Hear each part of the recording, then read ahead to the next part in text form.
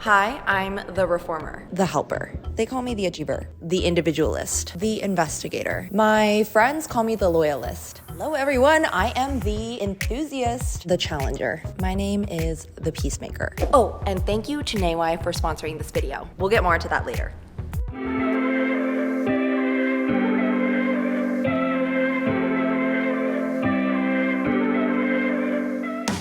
Biggest fear.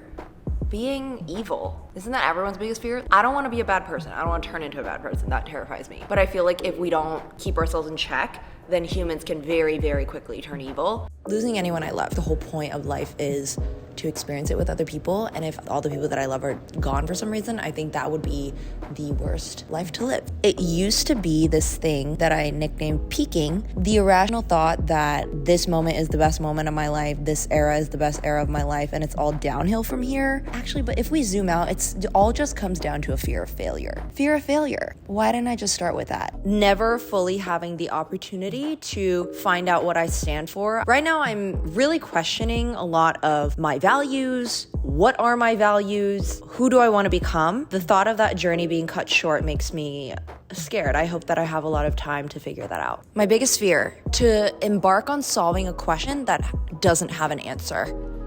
I feel like that would break my soul, to just not find out why something is the way it is. Being without any support system. I feel like that's the same thing as being naked in the wilderness. Probably getting permanently, physically injured, because that would hinder me from enjoying life to the fullest. Biggest fear is that bless me, that my life will somehow end up being controlled by somebody else and it'll spiral into a direction that I don't want to go. I'm a control freak, if you haven't noticed. This is such a cliche one, but probably conflict or confrontation. I hate putting any relationship at jeopardy, and I feel like when you have an argument or when you confront somebody, it presents that risk of cutting somebody off, and that is, even thinking about it makes you freaking cringe. I can't do it.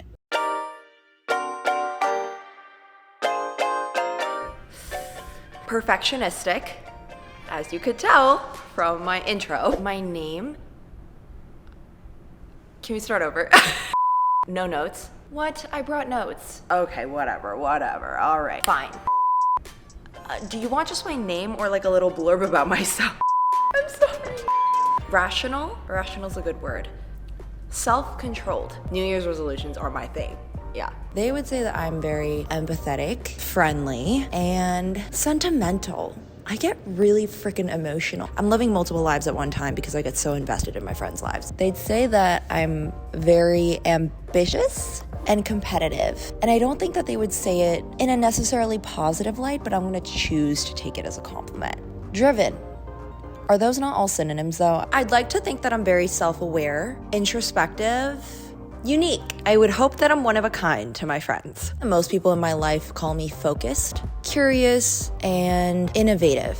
Committed, responsible, trustworthy.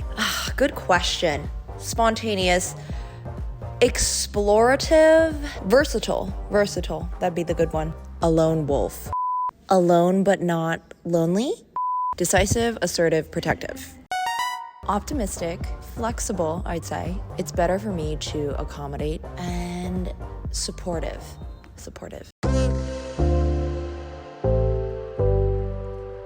I'd say that my style tends to lean more toward formal and conservative, but not stuffy. There's a bar, and I always like to go slightly above that bar, be it with my values or my style, you could say. I am not too attention-seeking or flamboyant with my style, but I do love a good contrast that really ties into my insane desire to constantly piece together what's good and what's bad and to separate the two. There's a deep eggplant purple in this pantsuit. I contrasted directly with the most dramatic shade, which is white, on this beret, my scarf, as well as my heels. This sweater is a very warm, welcoming, as well as comfortable thing to wear. And if you look very closely, it has bears on it. And so if I hug you in the sweater, you are being wrapped up in a bear hug. I do want my impact on whatever space I enter into to be calming. Therefore, I feel like I naturally gravitate a lot toward green. This green bag represents my backbone because she does not budge, but she can sit on any surface. And I like to stick to a monochrome, all black, no color palette because I feel like there's just less room for error and more sharpened focus into whatever our destination is. Like everything I wear is definitely cleared to wear to a business meeting, but you'll definitely be on the overdressed, risque side of things. But you have to get to the level where you just don't care about that, which is where I'm at. My style is light, effortless. I also would say that I gravitate toward pieces that not a lot of people like because I'm not like other girls. For example, this MK beanie, I don't even know if it flatters me, but I'd like to think that it's unique, therefore I put it on my body. Pairing Timbs with a pair of business slacks, not the best, most universally common idea, but I like how it looks, so I'm gonna do it. Style, it's like your signature on a document. There is nobody that can replicate it, so you should invest a lot of time into making it unique and distinct from everybody else's. People tell me that I am this aesthetic called academia. To my knowledge, academia is very focused on the neutrals and the browns, and that is quite literally the only color that I'm freaking wearing. Yeah, my style is academic, which I'm not complaining about because the basis of it is the pursuit of knowledge, and I think that that is a calling that really speaks to me.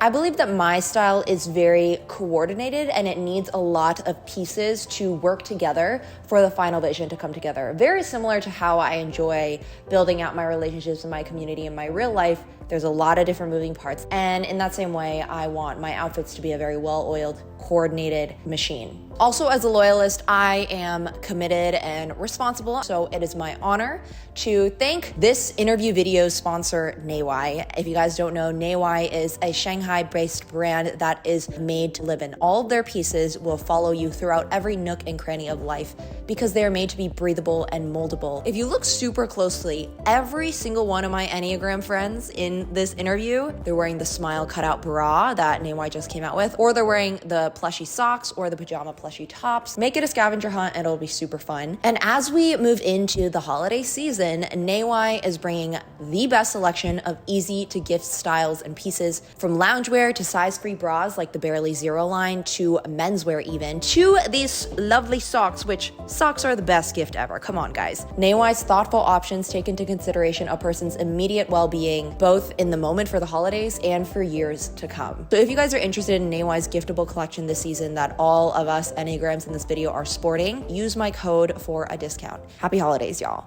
I have so many different interests, and I feel like that also happens in fashion. Like, there is no era that I'm not obsessed with, no trend that I'm not obsessed with. This is a whole business skirt, like you would go pitch to a venture capitalist in this, but then this is like, oh, schoolgirl, first day of school. I can't choose. I'm really sweaty. I'm gonna take this off, but that was a part of my outfit, let it be known. My favorite part of this outfit definitely is the socks. They're from Neiwai, and they kind of remind me of koi fish because of like how wispy they are and the color palette. The little blue tones match the blue tones in my sweater. So even though there's a lot of chaos, every single interest, every single passion, they all link up together.